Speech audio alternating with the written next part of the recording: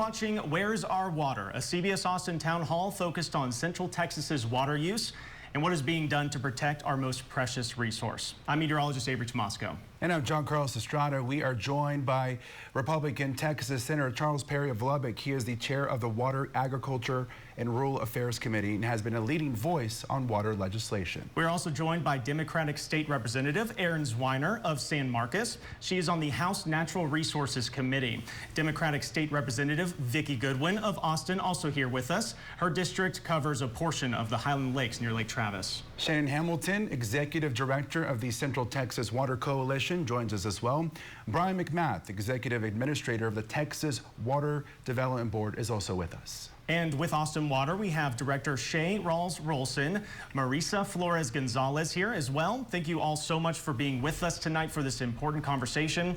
Let's start first. I'm going to show some graphics here of where we are with our water supply and what we're generally expecting as we get into the hottest months of the year. What you're looking at here is the Lake Travis current elevation, which sits at about 41% capacity, which is more than 30 feet below average for this time of the year and about 45 feet below full. The LCRA has these projections. I want to share these with you on what Lake Travis could look like by this fall under different conditions. This was made early in April. The worst case scenario shown here in that red color is extremely dry conditions, and it shows Lake Travis dropping by an additional 10 feet, the lowest level in about a decade. And these are the kind of conditions we had just a couple summers ago. Also, as we head deeper into the year, the El Nino Southern Oscillation may not help us out either. The good news is we have lost La Nina. It was declared dead about a month ago, but the conditions as we get deeper into this year, we're talking summer into our fall rainy season, they approach, again, a high likelihood of at least neutral conditions to La Nina conditions. And you may all remember that it's La Nina that played a huge role, especially in the last, I want to say 4 to 5 years of getting us into this massive deficit to begin with. With all of this in mind, I want to ask each of you, one by one, in a couple of sentences, how dire do you think Texas's water situation is, be it on a local level or a statewide level? We'll start with you. I represent a district with a lot of wells, and we have had homeowners struggle with not enough water in their wells, not able to meet their current needs, and having to truck water to their homes. So yeah, I think our water situation is absolutely dire right now. I'd say on a statewide level, there's 14 out of 16 planning groups that do not have an answer for their predicted supply. That's scattered out from 2050 to 70 range. We're 25 years behind in developing supply for the state. We can fix this, but I think people underestimate the length of time it takes to address it. So everything in water is 20 years, and we need water today in some areas, and we're going to continue to need more water every day that Texans show up here in our doorstep. So no time like now to start, but we are behind. So Texas can fix it. It has the wealth to do it, and most importantly, it has undeveloped water supplies to fix it with, which that puts us in a pretty good spot. It's just a commitment to doing it. But I would say we're not dire today. It depends on where you're at. If you're well under the well went down 100 feet, you're in dire shape, right? Yep. But we can triage ourselves to get there to where the new supply can come online. So I'm not doom and gloom, but I think we're wise to recognize the fact that we have to start today. Time is against us. Time is against us. That's correct. I would say that if we don't do anything, it's dire. We still, according to the state demographer, have 1,500 people a day moving to Texas. And so with that growth, we certainly need to address where we're going to bring the water from. We've seen some really great projects, and my focus has been on water conservation. The new projects are very lengthy and very expensive. Water conservation is something we can do right now. Brian? Great question. So I would like to point out how remarkable it is on how serious everyone is taking water issues here and now. I think the legislature has made it a very significant issue for this session. A lot of serious consideration on providing the resources needed to address needs throughout the state. And I'm very excited about what is being considered currently. Got about 7 weeks to go. I'm very hopeful for what comes across the finish line, and then the Water Development Board can put those resources to good use to address needs throughout the state. Yeah, critical time in the ledge. Absolutely. Onward. And we are here to support the Ledge, every effort that they are doing, and we appreciate to move our water needs forward. But in reality, for Central Texas, the water coming into the Highland Lakes is at an all-time low. And our inflows are not at a sustainable level compared to the growth that we're experiencing. We have to buy time for Senator Perry to be able to bring us new water supply, but at this time, it's dire for our region, especially for those in Burnett and Llano and our upper regions. They're going to experience it first. And for those unaware, the watershed that feeds the Highland Lakes, expansive, stretches way out into West Texas. So it's a large portion of Texas that needs the help, and if Mother Nature's not going to provide, we're probably going to have to start worrying about how we use the water and make sure it's conserved. So in Austin Water, we serve over 1 million people in the Central Texas area, and we get 100% of our water supply from Lake Austin and Lake Travis, so from the Highland Lakes.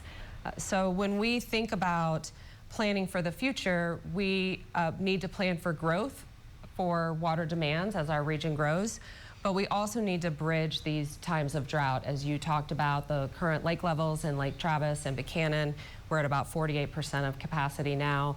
And so we're thinking both about our short-term drought strategies as well as our long-term growth strategies. And we recently published an update to our Water Forward Plan, which is our 100-year water supply plan, which Marisa is the architect of. And we'll be talking more about that in a little bit. Marisa.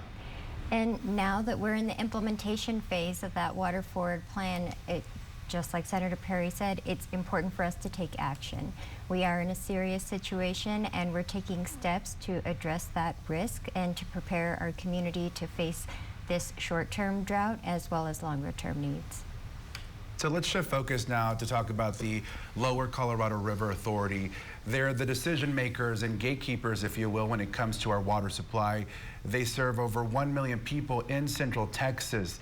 The LCRA's data shows one of the biggest water users in our area is landscape watering. Back in March, they entered stage 2 drought conditions, which in part limits outdoor watering to no more than once a week. We invited them to be part of this town hall, but they instead made themselves available for this interview. Here's part of it.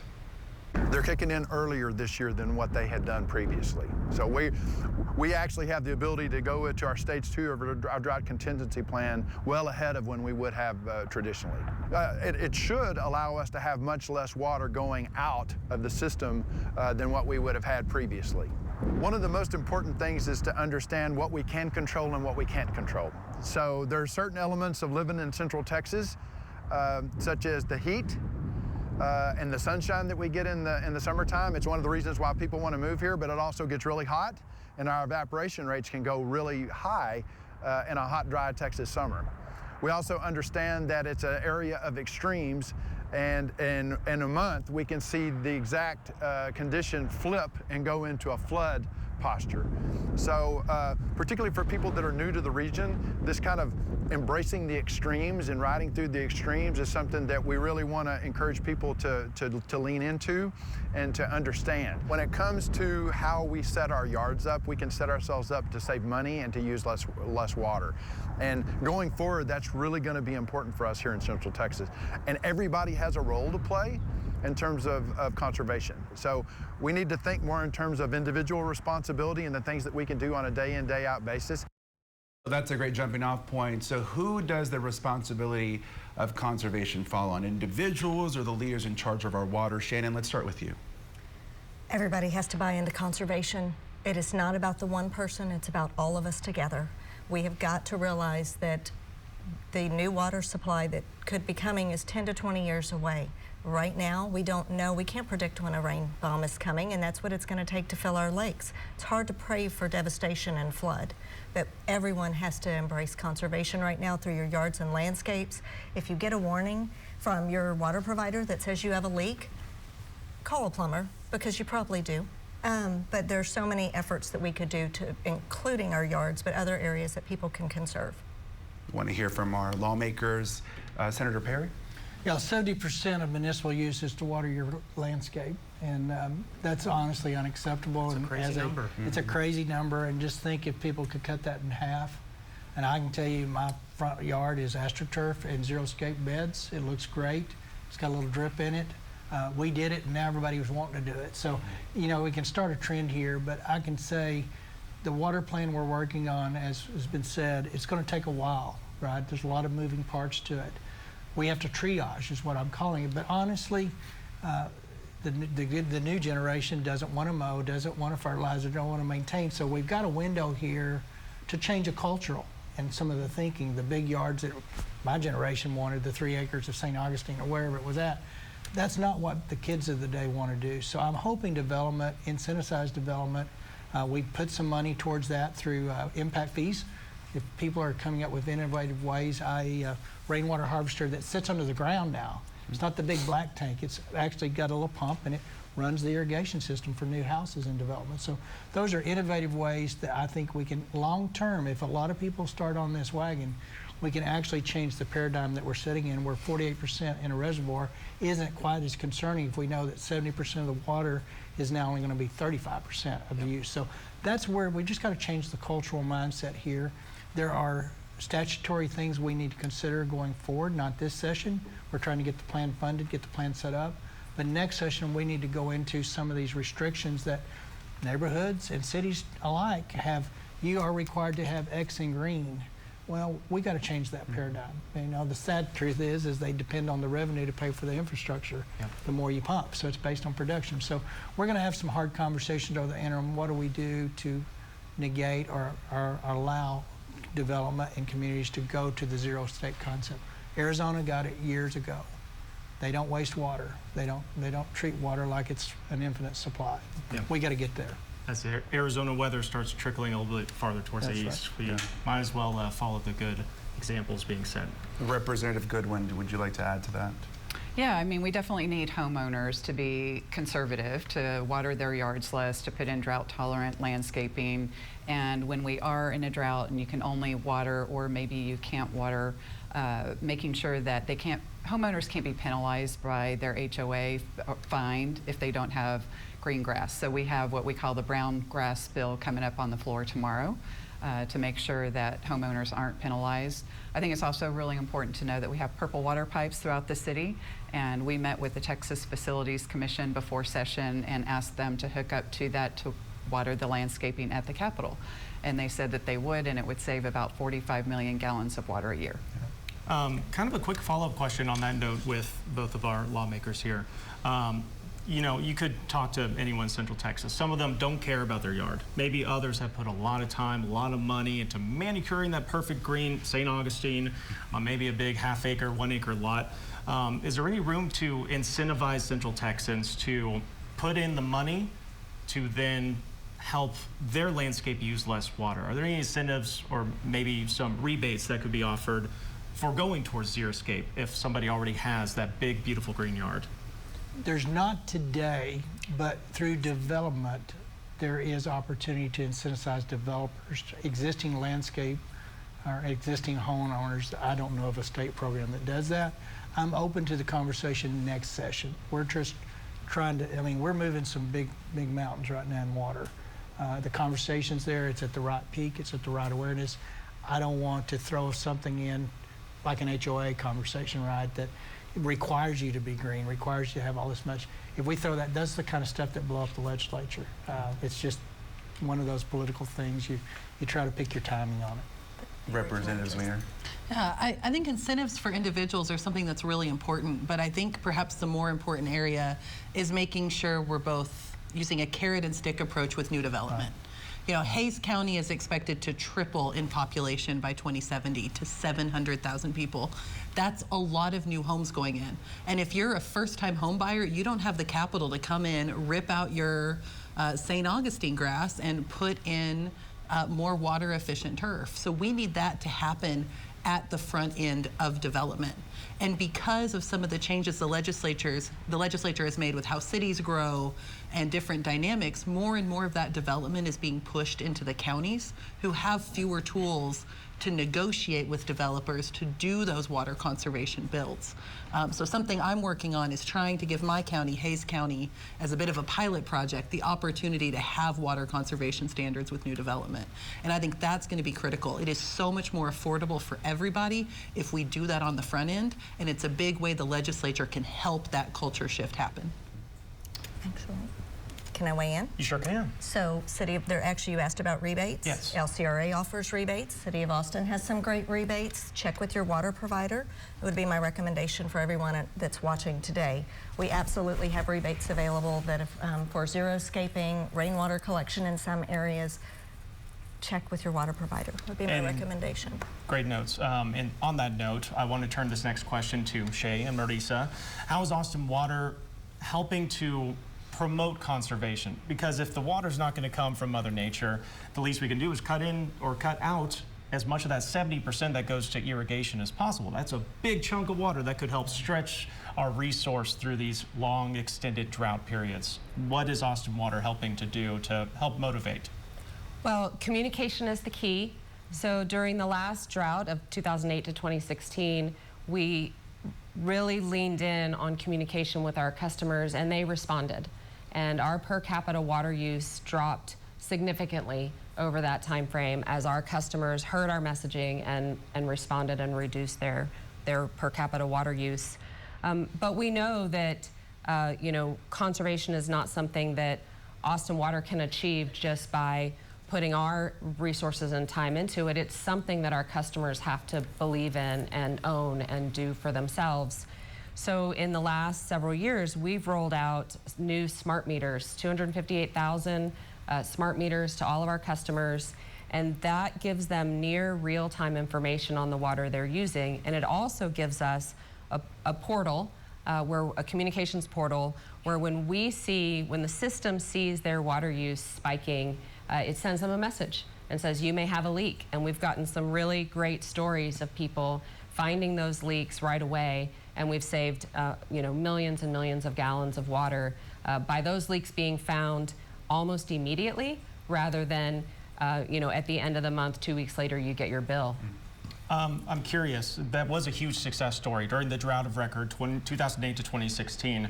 Huge success story to get our water usage on a citywide basis to drop as much as it did. What do you attribute that success to? And is that, do you think, repeatable as we get into a bigger population and perhaps even lower water supply? I really attribute it to our customers, to the people who live in Austin, seeing the need for that. You can drive by Lake Travis and see how low it is, and that really makes it hit home for people. But of course, we've had many, many people move to Austin since that time who may not have come from areas that where water is as precious as it is here. And so, we need to continue to reach all of those people where they are. And we intend in the coming years to really double down on our messaging and our communication. Marisa, anything to add? As a part of our Water Forward plan, in addition to all of the outreach and education that we do on a day-to-day basis, we have plans to further the implementation of strategies to convert our landscapes to native landscapes. We are working on codes and ordinances to require that new single-family developments implement tools that will reduce their outdoor watering usage. So we do want it to start with that new development to build those conservation measures into single-family homes. Yeah. So we're going to turn our attention now to the 89th legislature. Governor Greg Abbott has named water a top priority as the start of this session began. Senator Perry, the governor has tasked you with overseeing a lot of these bills that have been proposed. Can you talk to us about Senate Bill 7 specifically? Senate Bill 7 is the platform going forward to make sure 254 county of new water supply is developed. And I qualify, new water supply means it adds to the overall volume available for Texans to use. Previously, new water supply was one community needed it, another community had it, and they just moved it. That did not increase the overall volume. So we're developing 4 different options. You got marine desal, produced water desal, that's in the oil and gas industry, and you have brackish, and then you have some surface water that is available for development inside of Texas. And outside of Texas, we have some options that hopefully 1 to 1.5 million acre feet if possible. We need 6 million acre feet between now and 2050 is kind of my window. If we're 75 to 80% in development of that, we're going to be okay by 50.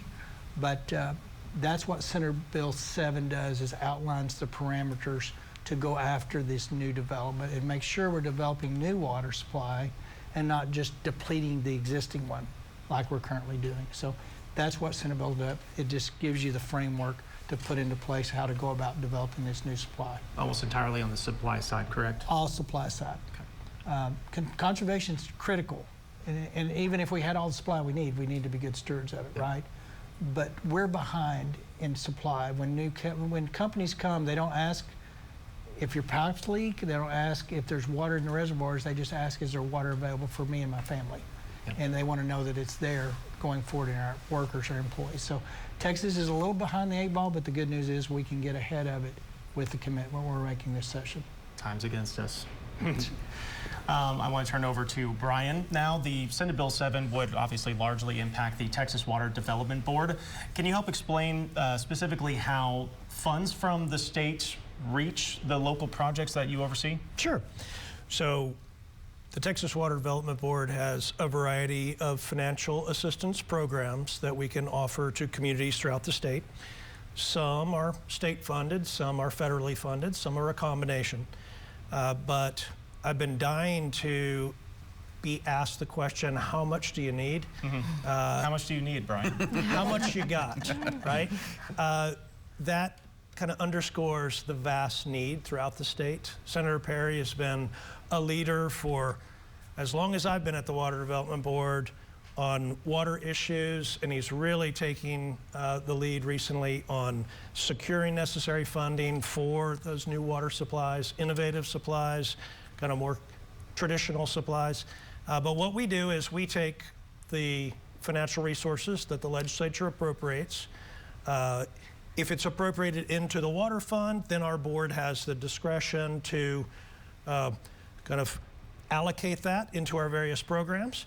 But sometimes, and in the joint resolution that the senator has proposed, there would be some of those dollars dedicated again to the new water options. So really, we can use as much as we're given because communities throughout the state need as much help as they can get. The limit does not exist, I suppose. And on that note, I want to ask you again, according to the most recent water plan, we need $80 billion with a B to address water infrastructure concerns in just the next 50 years. However, the plan does not say, or it says that we don't know where over half of that money is going to come from. So Brian, can you speak on this estimate? Just how big of a number that is, and is it big enough? Yeah, it's a big number. That's from the last state water plan, the 2022 state water plan. We've got the regional plans in from the various regions now that will make up the next state water plan in 2027. And no surprise, that number will be even bigger. Fortunately, with the structure that the legislature is considering, a dedicated revenue stream of $1 billion a year into the Texas Water Fund, over time, that will allow us to make progress towards securing that water. We have the ability to sell bonds, so we can leverage funding from the state, so we can do a lot of good with the resources that they're considering giving us. Shannon, do you have anything to add to that? I agree. We need as much as we can get, and especially for our region. I mean, we are leaking every day in infrastructure. I mean, water is dollars as well. It's going to take dollars to fix the infrastructure, but it would help as areas are between 15 and 30% depletion in just infrastructure leaks. So we need new water supply. We need to repair our infrastructure. We need to make sure we have a sustainable future. What are some things that we're considering to help with this gap that we're seeing with the board? Well, you got marine desal, produced water, and brackish, and then surface water. That's your 4 new supplies. You've got leaking pipes, infrastructure. On a statewide average, we use 15 million acre feet a year. We currently lose about 3% to leaky pipes in an annual basis. So it's not much in the big scheme of things. Engineers tell me that you'll never have under single digits in a pipe system. It's just engineeringly, there's always going to be a leak. At the same time, when you look at geographical where those leaks are, they're very concentrated in big numbers. So Harris County's 32 billion gallons a year. Wow. So in those contexts, it sounds big, it is, and we don't need to waste that water. But I can tell you where we're at in our supply. We have to make supply a priority and catch the infrastructure. The infrastructure is a local issue, but the state needs to leverage to help because the numbers are too big. They were responsible for their pipes, and there's a lot of them that have collected money that wasn't put to those pipes. It's been used to fund cops and roads and stuff, not bad things, but it's been diverted. So we need to clean that up, and then we need to get our water loss data as a mandatory reporting so that right now it's voluntary, so that you can't fix a problem if you don't recognize you have a problem, right? So there's some bills that are going to kind of force that issue up to hand. So it's a big number, and we need to start now, but supply has to be the first level of priority. This mirrors a lot of the transportation bill that we did for roads and bridges. The first 16 years is a split, and then the legislature every 10 years after that changes that split depending on where we're at in the system. So it's just a matter of commitment. It's really, you know, this is one of the few things I tell people. I don't have a broken heart or a broken family attached to it. It's just actually a dedication of resources to address it. And we're big enough that we can do this. So I'm excited about what lies ahead. We're going to send a strong message when we leave this session that welcome in Texas. Those 1,600 people, 1,500 people a day can continue to come with the knowledge that Texas is big enough and has committed to fixing this issue. Want to hear from our other lawmakers? Yeah, I'm so grateful for Senator Perry's leadership on this issue, and we need this big investment in new water. I think the other piece that complements that is us being smarter about which water we use where. For example, there's a school that was built in Wimberley ISD that does not use a drop of groundwater to irrigate the property. Instead, they use air conditioning condensate and gray water from their sinks. And so some of the new water sources Senator Perry's talking about, like produced water from oil and gas, that might not be drinking water, but that might be the right water to irrigate certain crops. It might be the right water to cool data centers with. So we need to make sure we prioritize our drinking water for those human uses and are smart about using our other non-potable water sources in some of the spaces they can be used. Yeah, I agree. We need to be very creative with how we reuse our water. And I was told that it's very expensive to retrofit, but maybe going forward as we build new buildings and new homes, we can think more about how to reuse water so we're not using potable water in our toilets and things like that. Right. Well, Austin Water has its own plan. It's called the Water Forward, and it's a guide for the next 100 years. Shay and Marissa, talk about what goes into planning for a century. A lot. It takes a lot of effort on the part of Austin Water, but also on the part of our citizen-appointed Water Forward Task Force and all of the community members who contribute to making this plan and to also making the plan a reality. We plan for growth and drought, and we plan for future droughts that could be worse than the droughts of the past. And we identify strategies that'll help us to navigate whatever sort of uncertainty we'll face. We address risks and uncertainty to create water security for Austin in the future. We use an adaptive management process, and so in doing that, we're updating the plan as we go along, and we're learning and we're implementing all at the same time because it's important not to just plan but also to implement and to take action. So we have 4 different pillars that are a part of this plan. We start with conservation, reducing our water use total.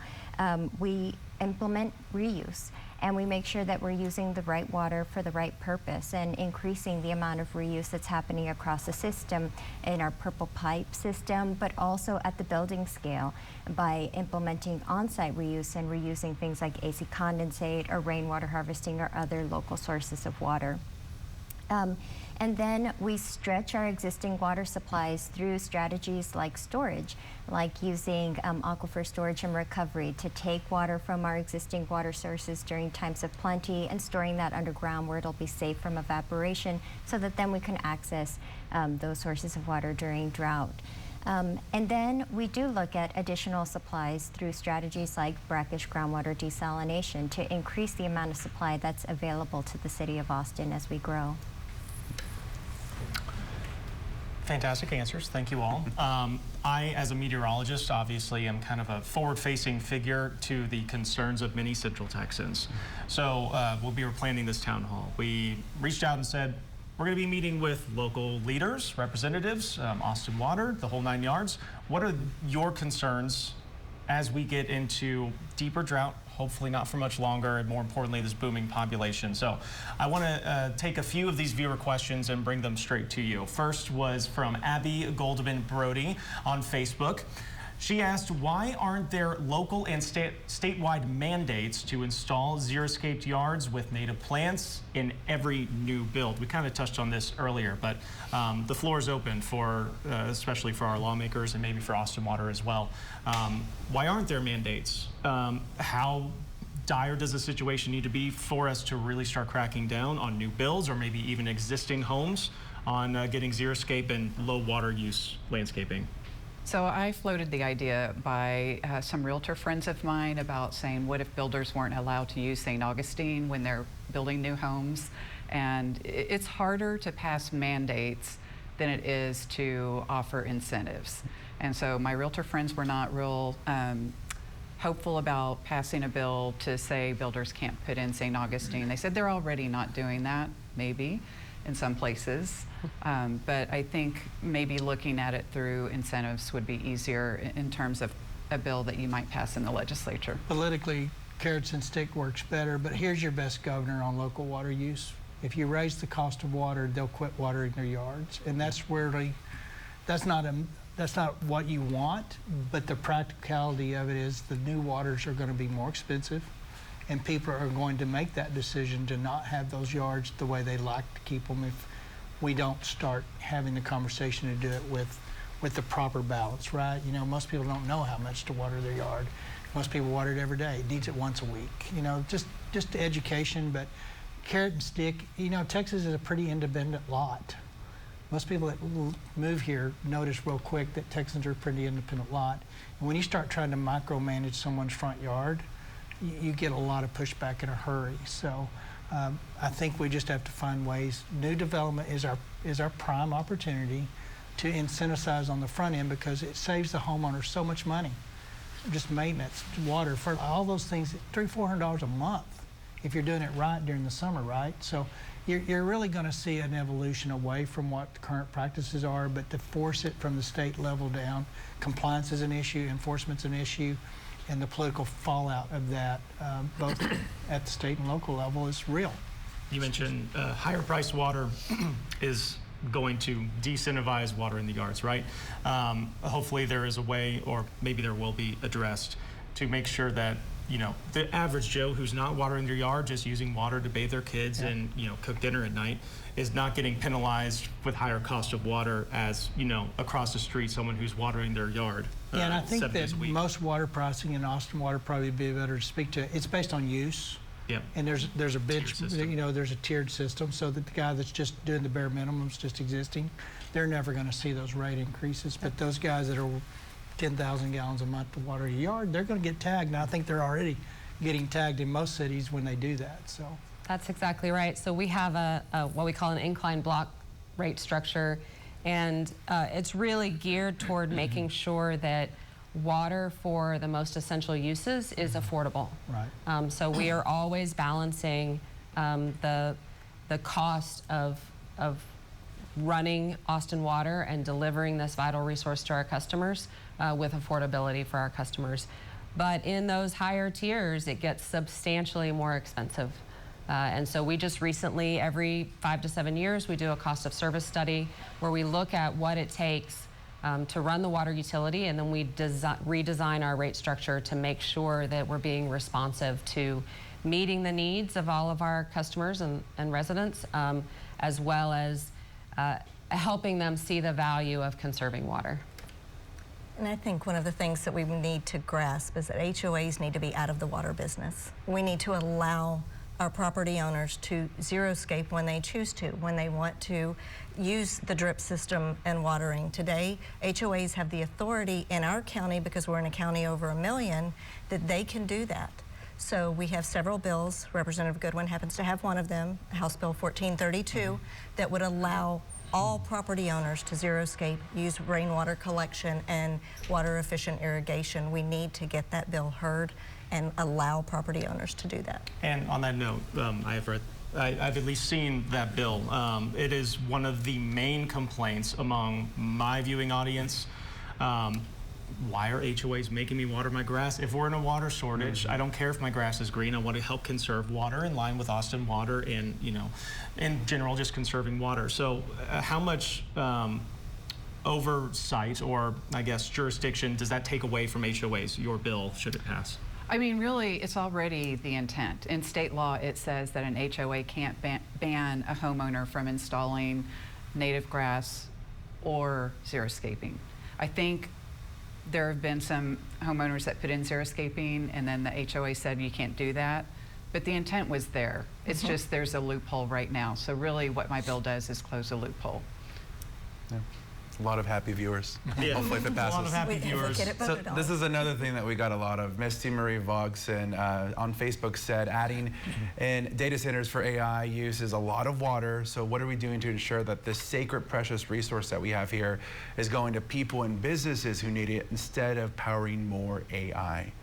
Maybe Austin Water? Well, I'll say that we serve a wide variety of different kinds of customers, and that is a part of the vibrant economy of the Austin, Texas area. Working with our customers to help them understand what their opportunities are to benchmark their water use and then conserve water, and then as several folks have talked about, use fit for purpose water. Can we use reclaimed water for some of those demands? And you know, as we see these data centers come in, we will apply those same principles to make sure that all of our customers are making good choices about how they use their water. Do you have any data up to this point of, this is a very fresh boom, right? The AI industry. Do you have any initial data of how much that is starting to draw on the supply?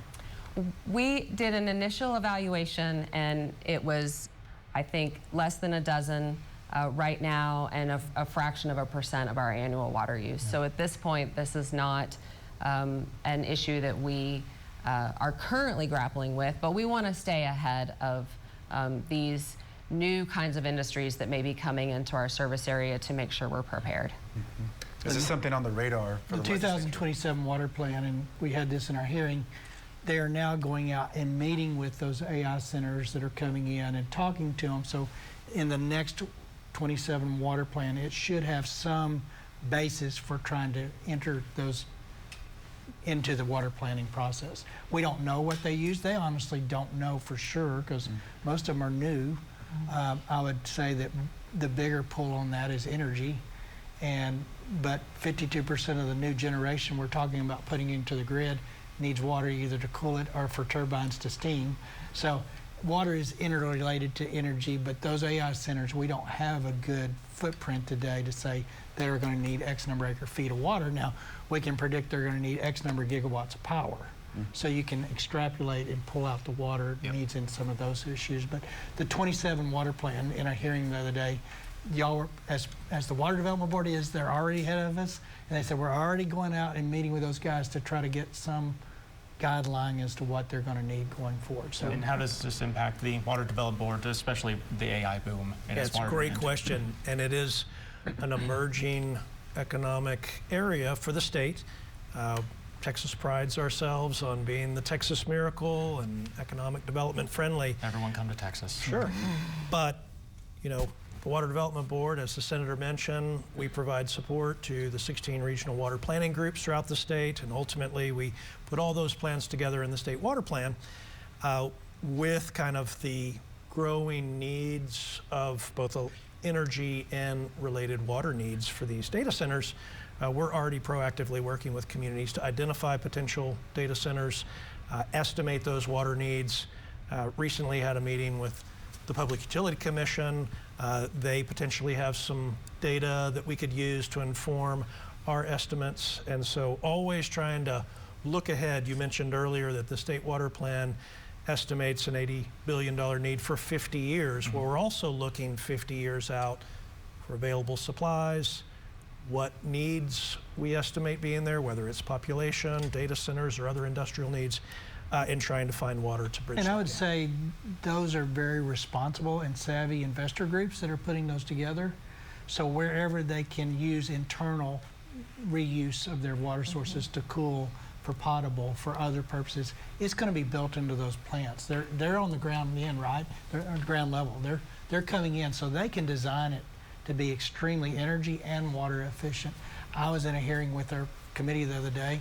I did not know, but homeowners have the opportunity to retrofit reuse in their homes today, and it was pretty affordable conversation. So we're moving in the right direction as a cultural shift to what we need to be doing for water. We just need to kind of incentivize and encourage it along. But it was encouraging to hear homeowners can actually retrofit their house to do this reuse for yards. So most people don't even know that or would think that. Yeah. So there's things we can start doing.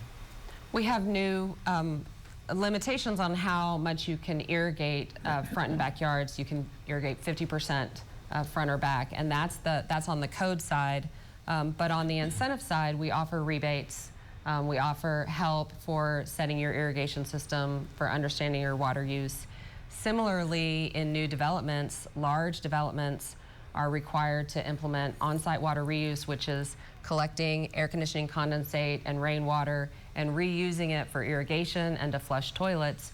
But similarly, we offer incentives to help make that more affordable for those developments. So when we implemented all of those requirements, there was concern about cost. There wasn't concern about need. Everyone understands the need to move into these more water efficient and fit for purpose programs.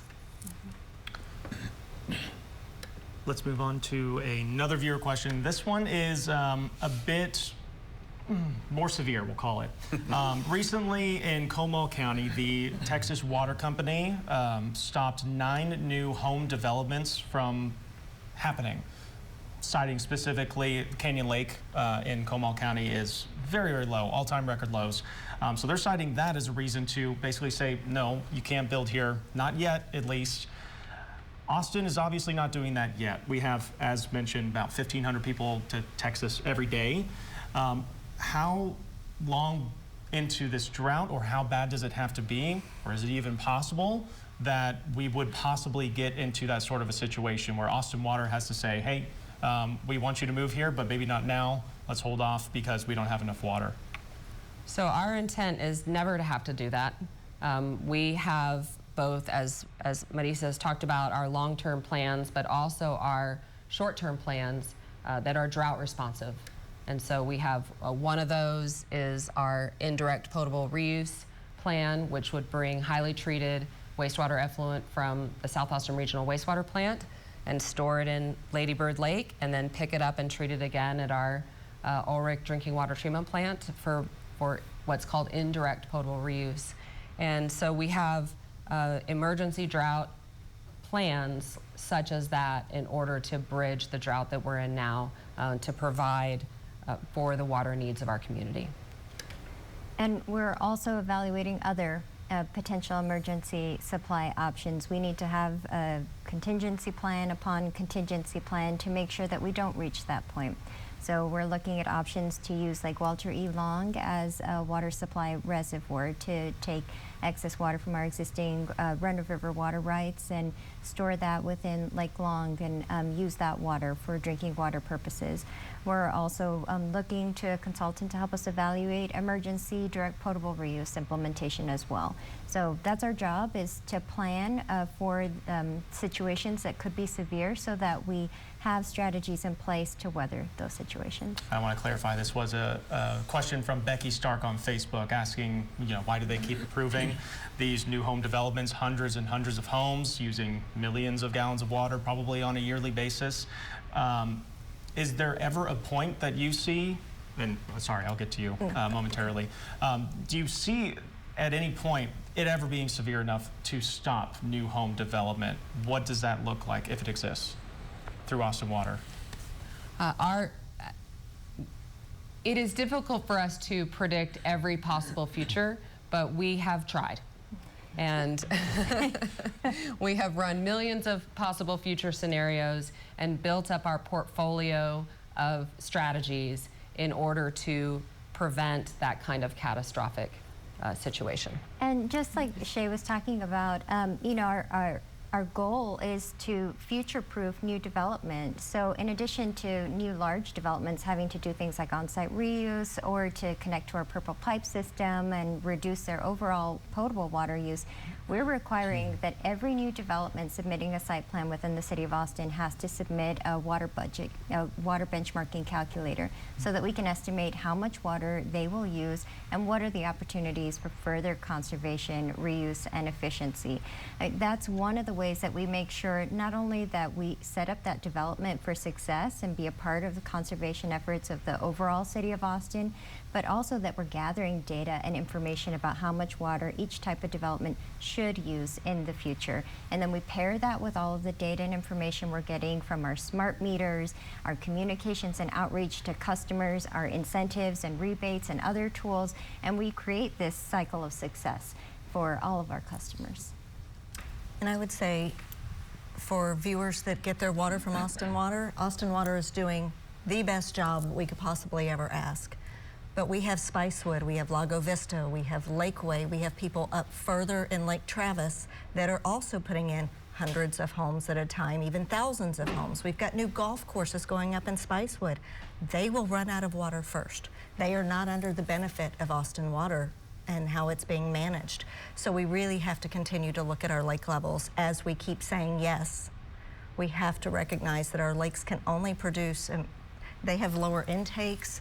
For Spicewood to get to a lower intake into Lake Travis, it's near impossible. So we're gonna have a Spicewood beach potentially all over again. If you remember during the drought of record, they closed the school. They had to start trucking water out there. We don't want that to happen again. Want to hear from our lawmakers on this? Yeah, you know, I really appreciate the comments about what this means out in the hill country, because while I do think, you know, it's pretty unlikely that City of Austin would face having to say to new homes, that does feel like a very real possibility in the hill country right now. But one of the reasons these developments keep getting approved, even when it looks like there might not be water, is because there's no single mind out in these areas who says whether or not there's enough water.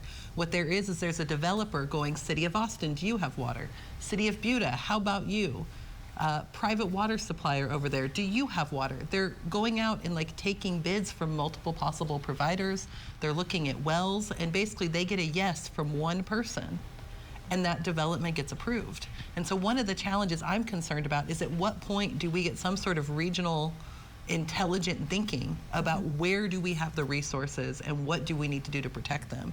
And having this very divided governance out in these areas is one of our challenges, both to make sure we have adequate conservation strategies set up, but also to know when we're approving development we can support long term. Senate Bill 7, the heart of it is creating a coordinated oversight approach to developing all of the supplies with the best use of taxpayers' dollars. We've got this patchwork, and we've created these silos of water and non-silos of water and moving water out of the water places. So Senate Bill 7, over its time, will create a hub and spoke environment where large opportunities for cities to anchor distribution into the other areas with water and plants and sewer and water treatments. It's going to take a little time, but we have just allowed communities to do what they had to do to survive for so long.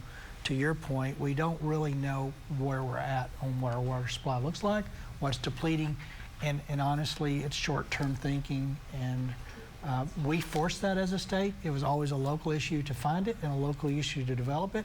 Senate Bill 7 puts all of that on a map and says, you need water, and there's this one resource here. How do we burst putting a new supply to make sure everybody's met one time for the long haul? So that's kind of a big feature of 7 that's not really easy to put on paper, but over time it's going to instill and force that coordinated water approach. We've had a great conversation. We are running out of time, but we want to go down the line and get some final thoughts. We've obviously just scratched the surface of this issue. There's so much to discuss. We could talk for days. We could. Just a drop in the bucket. So let's start with Austin Water. Drop in the bucket, yeah. Well, I think that we recognize that it's going to take a lot of work and it's going to take a lot of collaboration between partners and between neighbors and between Texans to make sure that we're securing a sustainable water future for all of our communities, and we're committed to doing that. I would echo that and say these are all shared resources, and so collaboration is the key, and money. You know, figuring out how to fund these really important investments, and then bringing along all of our, everyone who lives in Texas along with us to help make good choices about how we steward these shared resources. Shannon, final thoughts? Very well said. Conservation is going to have an add-on to that we have to, Senate Bill 7 is going to be wonderful when it passes. We're going to say it's going to pass, and we need to buy time. We need to conserve. We need to make sure that everybody's faucets are coming on until we get new water supply. Brian? Yeah, a lot of serious challenges in the state with respect to water, but exciting solutions, right? With the leadership that the legislature has displayed and their focus on this effort, the resources are going to be made available. We've talked about a lot of the tools that are in the hypothetical toolbox. A lot of leadership, expertise, and experience on this panel. I'm excited to face those challenges. So I know the Texas Water Development Board is looking forward to meeting those needs. I think education is really important, so thank you for doing this episode. And I was talking to a woman the other day who said, well, we were talking about water and people watering their yards and how that's 70% of what a city, where it goes. And she said, well, I'm good because I'm on a well. So we have to keep educating people. Yeah. Especially when the aquifers are starting to really drop. Jacob's Well hasn't been swimmable in a very long time as a part of this population boom. So, yeah, well said. Education is going to be very important. Senator? We do big things in Texas. This is the next big thing we've got to get done. And I'm excited about the prospects of my grandkids being able to live where they live and have water to drink. I won't drink a glass of water probably from what I'm doing today or what the legislature's doing today. But the good news is we're here now and we know it. So we're going to get it done. I would echo Senator Perry's thoughts, but also add that growth is a challenge, but it's also an opportunity. And we need to be using every tool in the toolbox to make sure that everything we're building in this fast-growing region is using our water as efficiently as possible. Well said. Thanks to each of you for joining us tonight. Unfortunately, we do have to end the conversation there. I will say it again, we could talk about this for days. The conversation could obviously continue anywhere on our social media and on many of your communication avenues as well. I know you hear from many of your constituents. I know you hear from many of your customers as well on just how serious of an issue this is. So again, I want to thank you all for your time, for joining us this evening. A great conversation talking about this important topic that impacts us all. I am meteorologist Avery Tomasco. And I'm John Carlos Estrada. You've been watching CBS Austin. Where is Our Water? A town hall.